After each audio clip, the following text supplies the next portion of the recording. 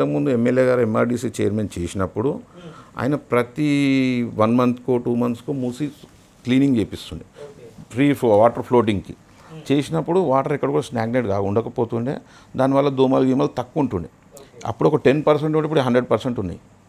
ఇళ్ళకి మొత్తం వచ్చేసి అందరు చాలామంది చాలా సమస్యలు ఇదే అయ్యారు, హాస్పిటలైజ్డ్ అయ్యారు, అందరు ఇబ్బంది పాలల్లో అయ్యారు. ఇదే ఎంఆర్డీసీ చైర్మన్గా మా ఎమ్మెల్యే సుధీర్ రెడ్డి గారు ఉన్నారు. వాకింగ్ ట్రాక్ కట్టారు. ఆ వాకింగ్ ట్రాక్ ఎవరికి ఎటువంటి ఇబ్బంది లేకుండా పర్ఫెక్ట్ డిపిఆర్ తోటి మూసీ నుంచి ఎంత దూరం ఉండాలి, ఇక్కడ కాలనీ బార్డర్ ఎంతవరకు ఉండాలి చూసుకొని వాకింగ్ ట్రాక్ వేసి ఇప్పటికీ రెగ్యులర్గా అందరూ వాకింగ్ ట్రాక్లో వాకింగ్ చేస్తారు. రైట్. ఒకవేళ మీకు బీఆర్ఎస్ పార్టీ టికెట్ ఇచ్చింది అనుకుందాం, మీరు కార్పొరేటర్ అయ్యారే అనుకున్నాం, అసలు మీ ప్రణాళిక ఏంటి? చాలా సమస్యలు ఉన్నాయండి డివిజన్లో. సమస్యలతో పాటు అలాగే టిమ్స్ హాస్పిటల్లో మా ఎమ్మెల్యే గారు మాకు ఒక వాగ్దానం చేసిండు.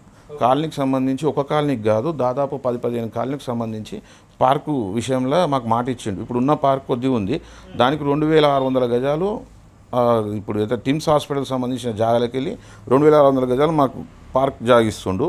శ్రీధర్బాబు గారు ఎమ్మటే రంగారెడ్డి కలెక్టర్ గారికి కాల్ చేసి మరి ఈ సమస్య ఇమీడియట్గా పరిష్కరించాలి, అది కాలనీ వాసులకు సంబంధించి ఆ ప్లేస్ని కేటాయించారు, అది ఎందుకు కూడా పనికిరాదు. ఇప్పుడు ఈ ప్రహారీ గోడ పూర్త ఏదైతే ఉందో దానికి సంబంధించి కాలనీ వాళ్ళకు వదిలిండు. రానున్న రోజుల్లో ఇక్కడ కూడా ఒక గజ జాగా దొరకదు కాబట్టి ఎమ్మెల్యేగా దూరదృష్టితోటి రానున్న రోజులు ఇప్పుడు నేను మళ్ళీ ఎమ్మెల్యే అవుతాడా కాదా, చేస్తానా చేయనా సెకండరీ, అది ఆయన ఉన్న దానికి న్యాయం చేయాలి, నేను ఉన్నప్పుడు నేను న్యాయం చేయాలి అనే ఉద్దేశంతో ఆయన ఏం చేసిండు, పార్క్ జాగా, రిజర్వేరు, ఒక గుడికి సంబంధించి ఒక 500 గజాల గుడికి, మళ్ళా స్టేషన్, ఇవి కూడా కేటాయించిండు. ఇవన్నీ ఇప్పుడు అవన్నీ క్యాన్సిల్ చేపించడం జరిగింది.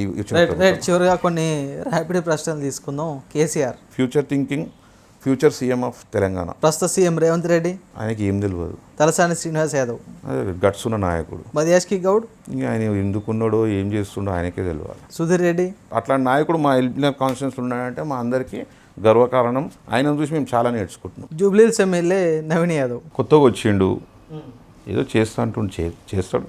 ఓకే, స్వచ్ఛందంగా ఉన్నాడు కాబట్టి పబ్లిక్లా చేస్తాడు. ఇది నాటి ప్రశ్న వేదిక కార్యక్రమం చూస్తున్నాండి. రాజ్ న్యూస్ మరో గెస్ట్తో మళ్ళీ కలుద్దాం.